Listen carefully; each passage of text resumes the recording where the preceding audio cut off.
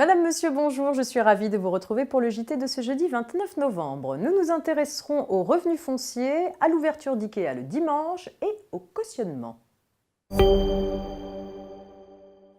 Et c'est une question de revenus fonciers qui ouvre cette édition. En cas de location nue d'un logement d'habitation, seules les dépenses incombant au propriétaire et effectivement supportées par celui-ci sont déductibles des revenus fonciers. Les charges récupérables auprès du locataire, dont la liste est fixée par la loi, ne le sont pas. Question: que faire en présence d'une facture de travaux de jardinage sur laquelle figurent des frais de déplacement et de mise en décharge de déchets végétaux qui sont au moins pour partie directement liés à celles incombant au propriétaire?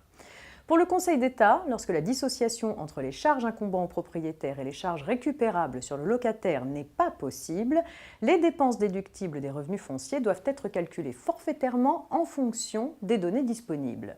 En pratique, les dépenses communes doivent être retenues en proportion de la part des dépenses incombant directement au propriétaire dans le total des autres charges.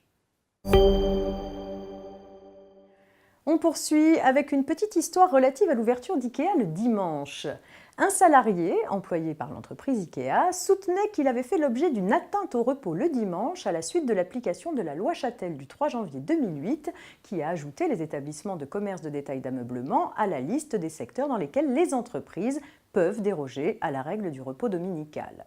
Le salarié soutenait que cette loi était incompatible avec le droit international. La Cour de cassation a quant à elle jugé que cette dérogation est parfaitement conforme aux règles du droit international qui acceptent que l'on tienne compte des habitudes des consommateurs dans ce domaine. Elle a ici relevé que les courses permettant d'aménager sa maison relèvent plutôt d'une activité pratiquée le week-end. Une affaire de cautionnement pour terminer. Une SCI contracte un prêt immobilier dont le remboursement est garanti par un triple cautionnement, celui de ses deux associés et d'une société de financement. Suite à la défaillance de la SCI, la banque agit contre toutes les cautions. Les deux associés contestent. Ils invoquent avec succès la disproportion manifeste de leur engagement par rapport à leurs biens et revenus, ce qui les délie de leur engagement envers la banque. La société de financement se voit alors contrainte de régler à la banque la totalité de la dette. Puis elle se retourne contre les deux autres cautions, à qui elle demande le remboursement de leur quote-part. Elle perd son procès. Selon la Cour de cassation, la disproportion manifeste prive le cautionnement des faits envers tous, tant à l'égard de la banque que des autres cautions. Solution sévère pour la caution qui a payé, car elle perd la possibilité de se retourner contre une autre caution déchargée, elle, en raison de la disproportion manifeste de son engagement. C'est la fin de cette édition. On se retrouve demain pour le dernier JT de la semaine. Excellente journée à toutes et à tous.